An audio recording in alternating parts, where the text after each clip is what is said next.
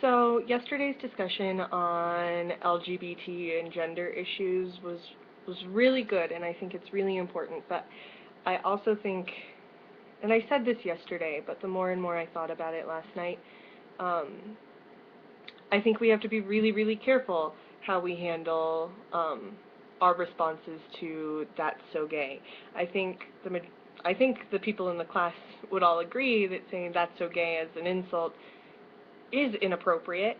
But we just have to be really, really careful about how we handle that, especially with younger kids. If we just say, don't say that, it's almost still implying that gay, like being gay, is a bad thing. And it just made me think of a poster that I found online that was, and it was like what Loren had been talking about, where instead of saying, that's so gay, choose a different adjective.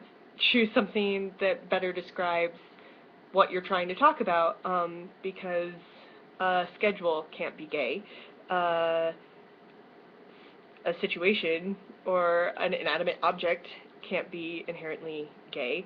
So choose a better word. I think that a lot of times "that's so gay" has become kind of a lazy response to things. As an English major, as an English teacher, the English language is so varied. There's not just one word for sad.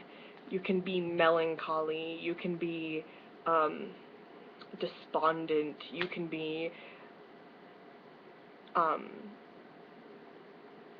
now I'm forgetting all of them, but there are so many words in the English language that can allow for so much better articulation of what you're feeling and how you're viewing something, and I think "that's so gay" has just come off as kind of a lazy response, because there is that association, that historical association with gay being taboo, gay being bad, but with so many more pride movements, it's shifting away from that. So I just think how we handle those situations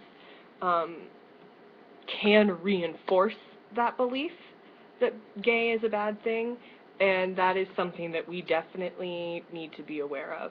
And that's just something, I even had a conversation with my mom about it last night, because I grew up with a lot of family friends who were gay, and so to me it's just people are people and love is love, and who you're attracted to doesn't really matter because you're a person, and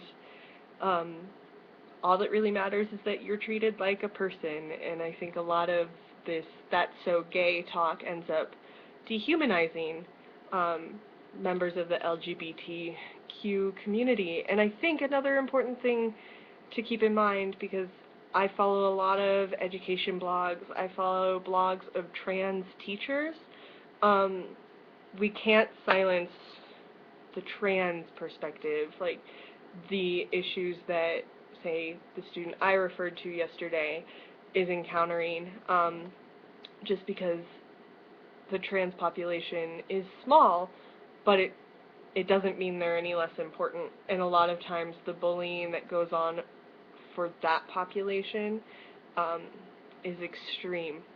And I can't remember the statistics, but I know that trans students generally have those higher attempted suicide rates, higher rates of homelessness too. So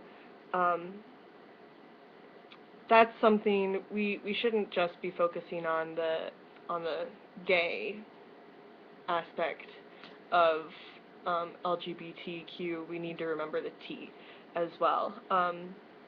And briefly touching on the reading for Wednesday, I wanted to talk about just a question that I had bouncing around in my head, and I'd like to see what happens in class today about this discussion. A lot of the readings focused on really young children as immigrants, really kids who are still within the language acquisition age, where they can easily acquire English. But what happens, what's there really for high school students who are past the language acquisition age, where it's incredibly hard to learn a second language? I'm sure anybody who tried to take their first or their second language in high school, like I tried to take Spanish, impossible because your brain is not wired that way anymore.